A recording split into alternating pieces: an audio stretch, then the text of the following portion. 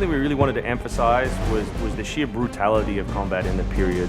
We've all seen the paintings of the Revolution, and death is glorified, death is angelic, but it wasn't that way on the battlefield. It was a brutal conflict. It feels that you're constantly going through dynamic fights, and that's not something technically we could do in the past. So it was like a personal challenge on the team to say, no, I think we can do this.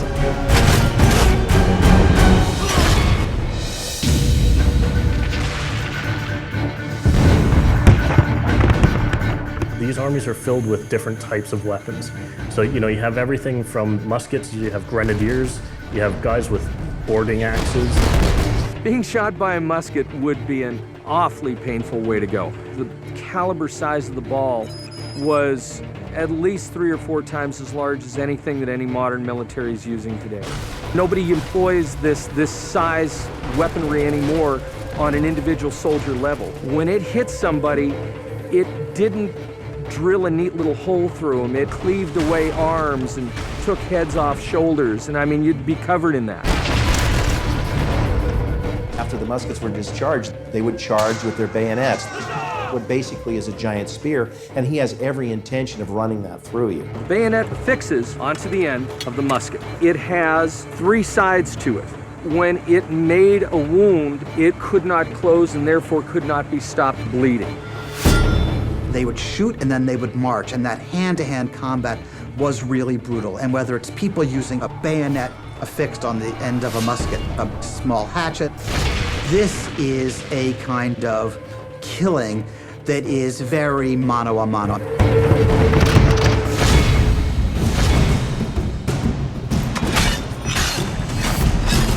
All the animations, all the weapons are brand new.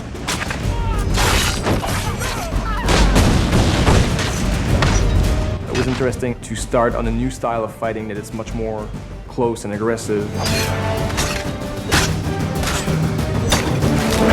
Connor's favorite weapon is the tomahawk, obviously super deadly in hand-to-hand combat. Also the bow and arrow.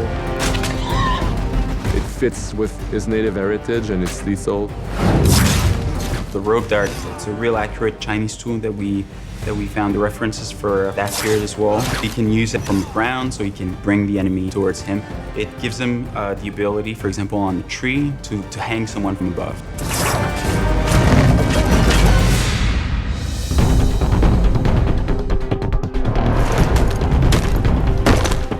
In Assassin's Creed 3, the one thing that we've decided to do is to revamp the fight system from scratch.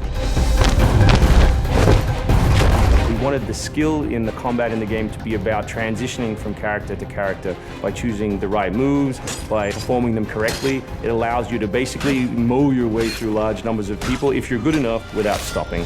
We really tried to push the concept of him always being on the move. So we've got this great new move called the running Assassinate.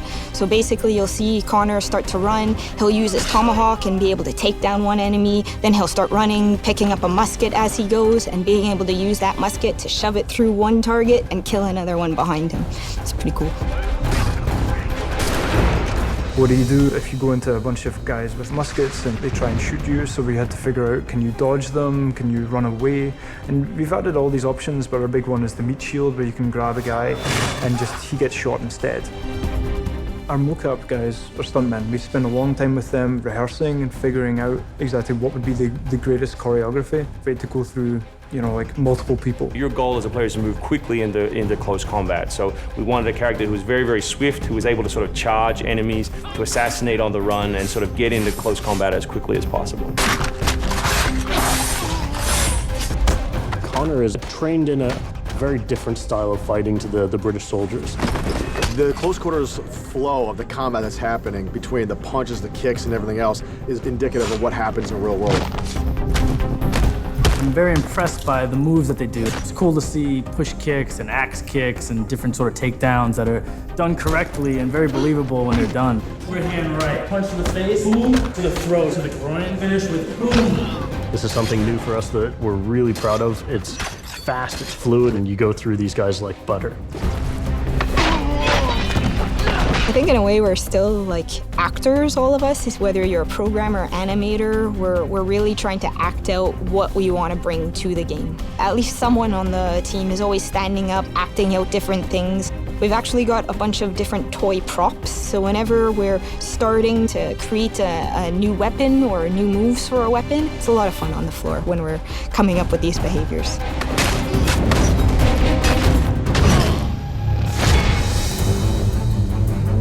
Connor is essentially the first guerrilla fighter. He's someone whose goal is always to move behind enemy lines, to pick off his target, and to escape.